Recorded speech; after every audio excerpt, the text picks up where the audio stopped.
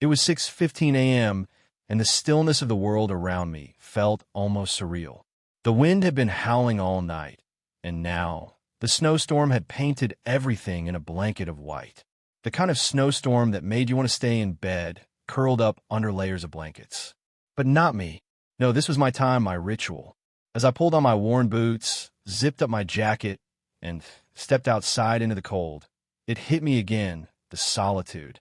This was where I had found my peace since Sarah had passed away. 15 years of routine, clearing snow, living through the seasons. It was the same thing every year, and yet, every year, it felt different. I couldn't help but smile as the wind hit my face, numbing my skin.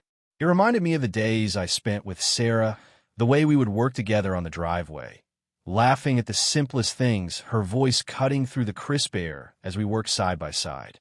The Snowblower's hum filled the silence as I started clearing the driveway, the engine's roar almost comforting. It felt like a continuation of something larger than just clearing a path. It was a ritual, a way of keeping her memory alive, of not letting go of what we had built together. There was a certain peace in the rhythm, the way I knew every inch of my property, how I could predict the path the Snowblower would take, how the snow would settle. It felt like I was connected to something timeless, something that mattered more than the trivialities of the world around me. But on that particular morning, as I finished clearing the last patch of snow on my driveway, the silence was broken by the sound of boots crunching through the snow. I paused, my heart skipping a beat. I looked up, and there she was, Priscilla Thornfield, the newly elected president of the HOA, marching up my driveway with a look of determination on her face. Determination? More like disdain. She wasn't here just to say good morning. No, she had an agenda. "Marcus," she called out, her voice sharp, her words cutting through the still morning air. "You're waking up the entire neighborhood." I didn't stop. I didn't flinch. I had been clearing the snow in this neighborhood for 15 years, long before she moved here, and never once had anyone complained about it. The sound of my Snowblower had become part of the rhythm of this community, and yet, there she was, standing at the end of my driveway, a fist of authority clenched in her hand. "Priscilla, it's 6:15 a.m., I said, trying to keep my voice steady. "I'm clearing my driveway. This is my land. I've been doing this for years. I'm not disturbing anyone." But instead of backing off, she moved closer, her face red with anger, her eyes narrowed in that all-too-familiar way of someone who thinks they know better than everyone else. And then, like a punch in the gut, she said the words I couldn't believe. "You're disturbing the peace. I'm fining you $500 a day until you stop snowblowing." I stood frozen for a moment, my hand still gripping the Snowblower, the engine buzzing softly in the background. A fine? For snowblowing? It didn't make sense. Not even in the most twisted part of my mind could I understand what she was saying. My throat tightened, my heart rate spiking. This was my property, my land. No one had ever had a problem with the Snowblower, not once in the 15 years I've been doing this. Yet here she was, standing on my driveway, wielding a legal weapon like it was a badge of honor. I set the Snowblower down, trying to hold back my frustration, but I could feel the heat rising in my chest. $500 a day. For clearing snow? You've got to be kidding me, I said, my voice more incredulous than angry. "Priscilla, I've been doing this for years. For free. I help everyone in the neighborhood. Mrs. Henderson, Bill, the Martinez family. You're telling me I'm breaking the rules for helping them clear their driveways." Her eyes narrowed further, and I could almost see the self-righteousness radiating off her. "You're breaking the noise ordinance. It's disturbing the peace. And the HOA has decided this is a violation." My head spun. Noise ordinance? Disturbing the peace. This was insanity. The Snowblower roared to life every morning. Yes, but it wasn't the kind of thing that would disrupt anyone. It was a brief, temporary sound, something that was over in minutes. But she was insistent. And for the first time in years, I felt that sense of helplessness creeping in. As she stood there, lecturing me about rules, regulations, and modern life, something began to click in my mind.